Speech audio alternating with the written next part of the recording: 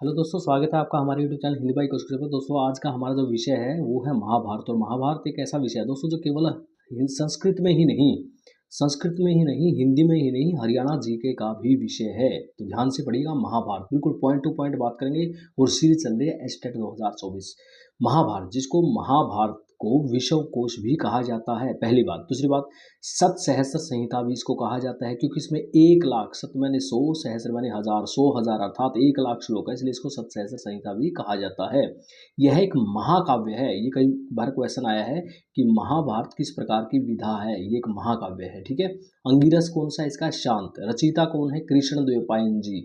अच्छा, कई बार आपको मिला होगा देखने को वेद व्यास जी। वेद व्यास तो इनकी उपाधि थी, इनका नाम था कृष्ण द्वैपायन, पूरा नाम था कृष्ण द्वैपायन वेद व्यास जी। यह जो रचना थी 3 वर्ष में पूरी हुई थी दोस्तों। महाभारत का युग चला 18 दिन, मगर रचना पूरी हुई, ये जो महाभारत लिखी गई 3 वर्ष में। 18 पर्वों में विभक्त किया गया है महाभारत को, जो श्रोति ऋषि ने बांटा है। अर्थात कोई पूछे कि 18 पर्वों में किसने बांटा है, श्रोति जो ऋषि थे उन्होंने बांटा है। और पंचम वेद भी इसको कहा जाता है महाभारत को। ये क्वेश्चन भी कई बार आ चुका है कि पंचम वेद निम्न में से किसको कहा जाता है? महाभारत को। महाभारत को वीर काव्य भी कहा जाता है, वीर काव्य, ध्यान रखना। और विकास क्रम की अगर हम बात करें, सबसे पहले महाभारत का नाम था जय संहिता। उस समय इसमें 8800 श्लोक थे, और व्यास जी ने वैशंपायन को इसको सुनाया था। अर्थात जब व्यास जी ने वैशंपायन को सुनाया तो उस समय इसका नाम था जय संहिता, और 8800 श्लोक थे, 8800। उसके बाद जब भारत इसका नाम पड़ा तो समझ लो कि वैशंपायन ने जब जनमेजय को सुनाया तो उन्होंने कुछ श्लोक और जोड़ दिए और टोटल हो गए 24,000 श्लोक। तो वैशंपायन ने 24,000 श्लोक जनमेजय को सुनाए और उस समय इसका नाम पड़ गया था भारत, इस महाभारत का नाम, ठीक है, इस महाभारत रचना का नाम। उसके बाद जब इसका नाम महाभारत पड़ा, उसका कारण था कि 1 लाख श्लोक हो चुके थे। और किसने किसको सुनाए थे? श्रोति ऋषि ने शौनकादि ऋषियों को सुनाया था। ये वही श्रोति ऋषि जिन्होंने इनको पर्वों में बांटा है। अब बात करते हैं श्री कृष्ण जी से संबंधित सारी की सारी घटनाएं इसके खिल पर्व में मिलती है। क्वेश्चन भी कई बार आया है, श्री कृष्ण जी से संबंधित घटना महाभारत के किस पर्व में है? खिल पर्व में मिलती है दोस्तों। इसी खिल पर्व को हरिवंश पर्व, हरि पर्व या कृष्ण पर्व भी कहा जाता है। उसके बाद अगर बात करें आदि पर्व, सबसे पहले अगर पर्व की बात करें तो इसमें जो 18 पर्व है, 18 पर्वों में से सबसे पहला पर्व है आदि पर्व। आदि पर्व में क्या है? शकुंतला उपाख्यान है, अर्थात दुष्यंत और शकुंतला का जिक्र है। कौरव और पांडवों का जन्म हुआ है, उनका विवाह हुआ और भरत का जन्म हुआ। ये जो घटना है ये आदि पर्व की है। अब बात करते हैं दूसरे पर्व का क्या नाम है और उसमें किस चीज़ का वर्णन है। देखिए दोस्तों, अगर हम दूसरे पर्व की बात करें तो दूसरे पर्व को कहा जाता है सभा पर्व, ठीक है, सभा पर्व। और सभा पर्व में क्या है भाई? पांडवों की दिग्विजय, जरासंध शिशुपाल वध और युधिष्ठिर का जुए में हारना, ये जिक्र है सभा पर्व में। दूसरा पर्व है जो हमारा सभा पर्व। उसके बाद पर्व नंबर 3 जो है वो कहलाता है वन पर्व। वन पर्व में क्या है भाई? पांडवों का 12 वर्ष का वनवास, सत्यवान सावित्री कथा, जयद्रथ द्रौपदी हरण, इंद्र कर्ण कवच कुंडल का जो है वर्णन जो है वो वन पर्व में है। अच्छा, यहाँ से क्वेश्चन किस प्रकार आएंगे? कई बार पूछते हैं कि जरासंध जो वध है वो किस पर्व में है, और कई बार क्वेश्चन पूछते हैं कि द्रौपदी का चीरहरण जो था वो किस पर्व में है महाभारत के, ठीक है। तो इस प्रकार से यहाँ से क्वेश्चन निकलते हैं संस्कृत में भी और हरियाणा जीके और हिंदी में भी। उसके बाद है विराट पर्व, आएगा नंबर 4 पे। कई बार ये क्वेश्चन आता है कि विराट पर्व के बाद कौन सा पर्व है या कौन से नंबर पर है विराट पर्व, ठीक है। तो विराट पर्व में क्या हुआ भाई? पांडवों का 1 वर्ष का अज्ञातवास का जो वर्णन है वो विराट पर्व में है। उसके बाद उद्योग पर्व है। उद्योग पर्व में क्या है? महाभारत युद्ध की नींव रखी गई थी उद्योग पर्व में, ठीक है। ये क्वेश्चन भी कई बार आया कि महाभारत युद्ध की नींव कौन से पर्व में रखी गई थी? उद्योग पर्व में।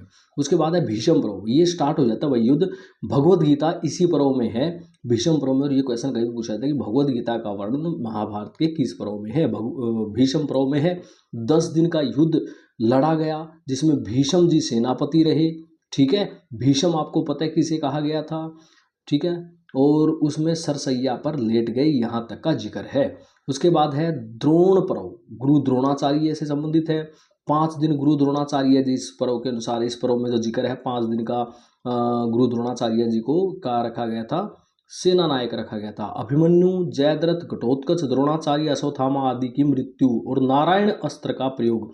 द्रोण पर्व का जब भी क्वेश्चन आया तो ये पूछा गया कि महाभारत में नारायण अस्त्र किस पर्व में चलाया गया, अर्थात किस पर्व में नारायण अस्त्र का चलाए जाने का वर्णन है? तो द्रोण पर्व में। उसके बाद है कर्ण पर्व।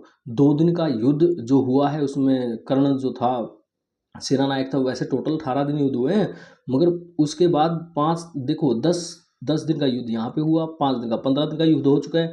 2 दिन जो सेना नायक रहे थे वो कर्ण रहे थे, और 2 दिन में इन्होंने इस पर्व में कर्ण पर्व इसीलिए इसका नाम पड़ गया था। क्या क्या वर्णन था युद्ध का, 2 दिन युद्ध लड़ा उन्होंने। शल्य जो कि कर्ण का सारथी था, उनके बीच में युद्ध छुड़ा था, वाक युद्ध, ठीक है, वाक युद्ध मतलब वाणी का युद्ध, वो वर्णन है। उसके बाद है शल्य पर्व। उसके बाद एक दिन शल्य भी सेना नायक रहे थे, सेनापति रहे थे। एक दिन महाभारत का अंतिम जो 18वां दिन था वो था ये, और पांडव दिग्विजय शल्य पर्व में है। कई बार क्वेश्चन आया है कि पांडवों की विजय किस पर्व में पाई जाती है, शल्य पर्व में वर्णन है पांडवों की विजय का। अब उसके बाद क्वेश्चन है हमारा, देखिए उसके बाद आ गया वही सौप्तिक पर्व। उसके बाद कौन सा पर्व आया है, सौप्तिक पर्व। थोड़ा सा मैं ना पॉइंट टू पॉइंट पढ़ाने के लिए, थोड़ा सा फास्टली पढ़ाने के लिए, तो मैं ऐसे कॉपी का ही प्रयोग कर रहा हूँ, मैं बोर्ड का प्रयोग नहीं कर रहा, ताकि आप डिटेल से पढ़ पाओ। सौप्तिक पर्व, कृपाचार्य, क्योंकि कॉपी से ना हम लिखित मैटर मिल जाता है, बहुत कम समय में बहुत कुछ ज़्यादा सीख सकते हैं। सौप्तिक पर्व क्या है भाई, कृपाचार्य कृतवर्मा अश्वत्थामा पांडवों की सोई हुई सेना पर आक्रमण कर देते हैं और द्रौपदी के पुत्रों की मृत्यु। तो द्रौपदी के पुत्रों की मृत्यु हुई थी सोए हुए की, इसलिए इसको सौप्तिक पर्व कहा जाता है। उसके बाद आया भाई स्त्री पर्व। स्त्री पर्व में क्या है, कुंती युधिष्ठिर को कर्ण वृतांत सुनाती है, कर्ण के बारे में बताते हैं कि कर्ण तेरा ही भाई है, मेरा ही बेटा है, और वो स्त्री पर्व में है वो जिक्र। अब शांति पर्व, ठीक है, और शांति पर्व में क्या है, महाभारत का प्राण है ये। सबसे पहले तो शांति पर्व भी बड़ा इंपॉर्टेंट है, महाभारत का प्राण है। राजधर्म, वर्णाश्रम, आपद धर्म, मोक्ष प्रतिपादन, पराशर गीता, हंस गीता, सब के सब इसके अंदर हैं शांति पर्व में। और महाभारत का सबसे बड़ा पर्व है शांति पर्व। उसके बाद है अनुशासन पर्व। इसके बाद का पर्व 13वां पर्व, भीषण ने युधिष्ठिर को धर्मोपदेश दिया, ठीक है, भीष्म ने युधिष्ठिर को धर्म का उपदेश दिया। शिव व विष्णु का वर्णन है इसमें। तो कई बार आता है कि महाभारत के कौन से पर्व में शिव जी और विष्णु का वर्णन है, तो अनुशासन पर्व में है। उसके बाद अश्वमेघ यज्ञ, अश्वमेघ यज्ञ पर्व, युधिष्ठिर का अश्वमेघ यज्ञ करना। अनुगीता का वर्णन, ये क्वेश्चन आया था, अनुगीता किस पर्व में पाई जाती है, अश्वमेघ यज्ञ में, ठीक है। उसके बाद है आश्रमवासीन धृतराष्ट्र गांधारी कुंती विदुर का वानप्रस्थ, ठीक है, वो जो प्रवेश है वनवास में वो आश्रमवासीन पर्व में है।